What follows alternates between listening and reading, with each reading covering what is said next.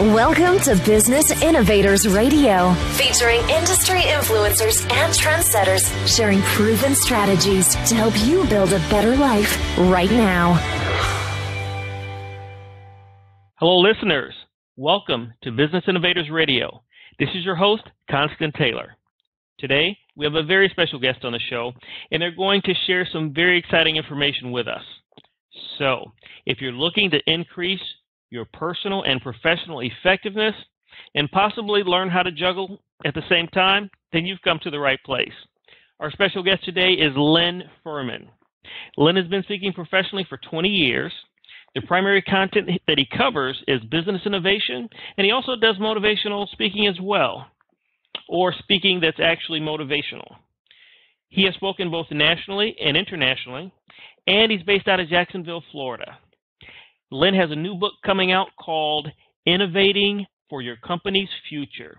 Len, welcome to the show. Thank you. It's a pleasure to be here this afternoon. Oh, we're glad to have you. I'd like to kick off the show by asking you if you could tell the listeners a little bit about your speaking business, the types of subjects that you cover, and how you help your listeners and viewers. Well, I speak on a topic that's of importance to every company, and that is the innovation process. Innovation is critically important to the long-term survival of most organizations. There are some striking statistics that have come out in the last few years that the corporate lifespan, the average corporate lifespan now of an S&P 500 company is only 18 years. And so it's critical that all companies be innovating in order to set themselves up to continue to earn money in the future. So my speech is all about the basics of the innovation process as I developed it while I was at Bank of America, where I led the front end of the innovation process and was the head of ideation at Bank of America up until 2013. But my speech is very unique. I combine it with juggling. I'm actually a world joggling champion. Joggling is actually running while juggling. Wow. So in my speech, I teach the entire audience how to juggle, and then I relate the steps in learning how to juggle to the steps in the innovation process. They actually dovetail very well together. Excellent. Now, one of the company that comes to mind as a primary example of a company known for innovation is Apple Computer, and much more so when the founder, Steve Jobs, was alive, but they're still pretty strong as well. One of the keys that I personally noticed with Apple is that they were not afraid to put themselves out of business, meaning their existing core products out of business. They did it with the iPod. They did it when the iPhone came out, and then they tried to do it again with the iPad. But what is your thoughts on that? That's a thought that I had. So you can either confirm it or shoot it to shreds. Well, Apple is one of the poster childs for corporate innovation.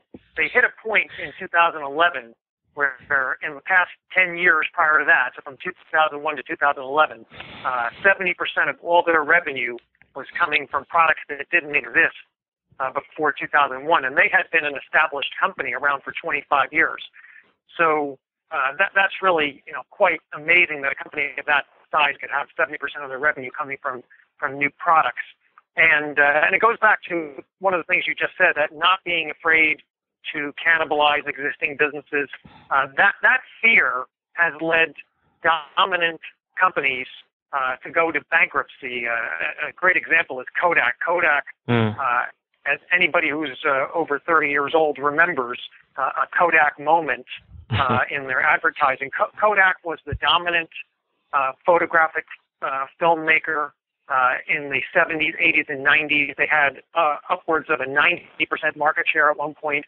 They actually invented digital photography in the early 90s, but they chose not to pursue the development because they did not want to cannibalize the photographic film market, of which they were the dominant player. And then in 2012 or 13, they actually had to declare bankruptcy, and they're trying to come out of bankruptcy now. So that's really a tale of two companies there, Apple versus Kodak, one not being afraid to cannibalize, and the other having that fear of cannibalization. So I think you hit a great point there, that companies they have to not be afraid to start over again, because the fact of the matter is that the way you make money today, the business as usual practices that might be making a lot of money for you today and look like they're going to be successful forever, at some point those business models are going to change. They're going to stop working to generate money, and new entrants that are meeting customer needs or taking advantage of new technologies and market conditions are eventually going to supersede those companies that are relying on those old business models. Another great example is what happened in the DVD rental market over the last decade. Just a few short years ago, we all rented videos by going to a Blockbuster retail store, and then Netflix usurped them with a superior model of renting the DVDs by mail. But then, just as you pointed out with Apple, Netflix has not been afraid to cannibalize their DVD by mail business with the video streaming business. So actually not even having to rent a physical DVD anymore, going into the streaming business. So that business has seen three different business models, three different successful business models in just the last several years. And Netflix has been very nimble to be able to survive the new video streaming without being usurped by another company that could have come up and adopted video streaming. Yeah, and then when Netflix has faced challenges and adversity, or when they've actually kind of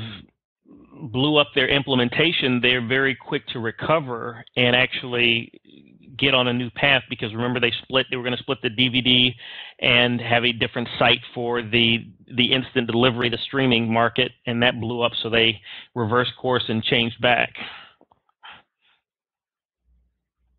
Well, all companies have to have that nimbleness to be great innovators, and you have to not be afraid to pivot when you started going in the wrong direction.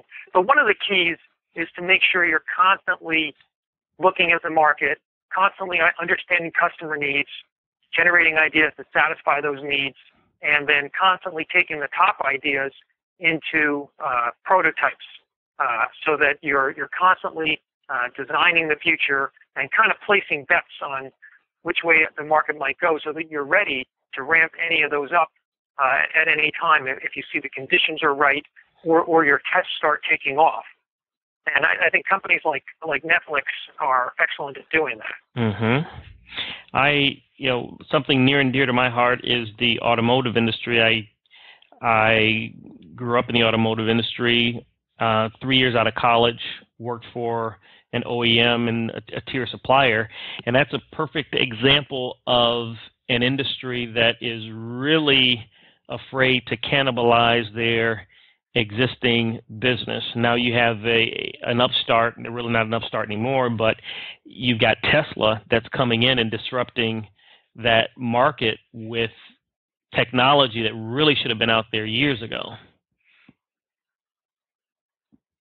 Well, the automotive industry is a great example of an industry that failed to understand and adapt to changing customer needs. And in the American auto industry, it really goes back to the early 1970s, when gas prices started really going up with the oil crisis in 1973. The automotive companies failed to start doing the research on coming up with more fuel-efficient cars, and the Japanese got ahead of us, and that's what really led to the Japanese making strong inroads in market share in the automotive market. And so, in no industry can you afford to ignore customer needs. You always have to. Great innovation always has a foundation with truly understanding customer needs and making sure that you're developing ideas to be able to implement solutions to meet those customer needs. Len, could you provide the listeners with a business case study of a company that was challenged with innovation, where you were actually able to help them actually become more innovative? Well, most of my experience has actually been working within the confines of Fortune 500 companies. I left the corporate world in 2013 to start my consulting firm, Ferman Innovation. So a lot of my experience goes back to banking and financial services. Again, I was the head of ideation, but the front end of innovation for Bank of America. And I think Bank of America presents a great example here. In the banking industry, it's a very difficult business because retail banking, no matter what banks seem to do, retail banks seem to be one of the companies that people love to hate. And a lot of people have had less than satisfactory experiences in bank branches. But what Bank of America did that was understand that as the internet was developing and mobile networks were developing, that the future with banking really relies in mobile and online banking. And so as part of my efforts, and Bank of America's a big company, so I obviously am not going to take all the credit for this, but part of my efforts have been to help develop concepts to improve online and mobile banking. And Bank of America has perhaps the best or maybe second best online and banking, mobile banking websites when you look at all of the national customer satisfaction surveys in mobile and online banking. Okay, excellent. Now, one area, and I'm interested to get your feedback on this, one area where I thought the banking industry missed the boat was on instant cash transfers and instant payments. You know, think about PayPal and cash that's on your phone where you can actually send cash to someone. What do you think about that piece? And is that something that they missed, and if so, are they trying to close the gap on that? Well, I can't speak to whether they're trying to close the gap on it right now, but in terms of whether it was a miss, I can tell you that in my experience at major banks, we're looking at those types of person-to-person transfers, and the difference between sometimes a lot of startups and existing businesses that are regulated is just the risk parameters that they are constrained by. So I think in this case it's not really a great example to look at because large banks work under different types of regulatory risk constraints than internet startup companies. Okay. All right, great. So let's talk a little bit about in terms of helping companies and individuals become more innovative. You have actually an innovative or creative strategy that you use during your live discussions to help people become more motivated or innovative. How do you do that? Well, in my book, Innovating for Your Company's Future, I have developed a 6-step process to breakthrough innovation. And this type of breakthrough innovation can be used by large companies, small companies, or even individual people who are looking to improve themselves either personally or professionally. The 6 steps are broken into 2 categories. There's the front end of innovation and the back end of innovation. In the front end of innovation, you're trying to identify what are those big ideas that you're going to place your bets on. And in the back end of innovation, you're taking the big idea and you're developing it. Now, in the front end of innovation, we have the first 3 steps of the process, which are I call explore, ideate, and evaluate. So what you're doing in explore is you're understanding customer needs, you're understanding market conditions. That's really the most important step, and I think where most companies fail in the innovation process is they shortchange or they don't even do any customer research or market exploration. Once you've done a great job of really understanding your customer needs and market conditions, everything just flows from there. It becomes very easy, actually, to generate ideas when you've properly framed what the problems are that consumers have that you need to solve for them. So that's what the ideate phase is, generate ideas to solve for those customer needs. And then in the evaluate phase, the third phase of the front end of innovation, we're starting with maybe hundreds of ideas that you've developed through various idea brainstorming methods, idea generation methods, and then you're narrowing those down through some logical criteria and steps that I call evaluate, prioritize, and cultivate within that evaluate phase to narrow down to a few concepts that, again, you're going to place your big bets on. So, and this is where a lot of companies make a mistake too. They don't have a rigorous process for vetting out what are those ideas that they want to invest in, or when when a lot of individual companies, startup companies start out. One reason why you see such a high failure rate for startup companies is they have not properly vetted what is that big idea that they're going to invest all this money in before they get started. So this front end of innovation process is really critical. It all starts with identifying the customer needs. Now, once you finish the front end of innovation, you know what it is that you want to invest in, whether, again, you're a startup or a large company. Then you have to go through the back end of innovation steps, what I call design, develop, and launch. And here, just like the first part of the front end of innovation was the most important step, here in the back end of innovation, the first step, the design phase, again, is the most important, because in the design phase, you're taking that one big idea that right now is may just be a simple statement, and you're building out what exactly is this product or service or program going to look like? What exactly are the consumer requirements for it? So there's, again, a healthy dose of customer research here. And what are your core competencies that you bring to the table that you're going to use to fulfill on that and create something? And then the most important part of the design process, you're actually testing it. You're testing it with low-cost prototypes. And prototypes can take on many different formats. It doesn't even have to be a working model. And it just has to be something where you can test the key revenue assumptions and determine that you truly have a business case before you go into actually developing, where you're actually building out the capabilities to deliver this, and then launching, where you're actually going out into the market.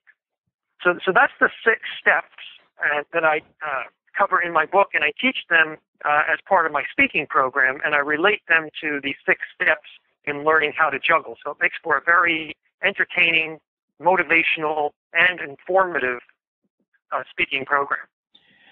Excellent. Now, if the listeners would like to learn more about innovation and how you can assist them with that, what's the best way to contact your organization? Well, the easiest way to contact me is go to my website, fermaninnovation.com. That's Ferman, F-E-R-M-A-N, the word innovation.com. Or you can email me directly, Len, L-E-N, at fermaninnovation.com. Okay, Len, thank you so much for coming on the show. That was extremely fascinating information that you shared with us. Well, thanks. I really enjoyed it. I'd love to participate again. Likewise. Thanks for listening to Business Innovators Radio. To hear all episodes featuring leading industry influencers and trendsetters, visit us online at businessinnovatorsradio.com today.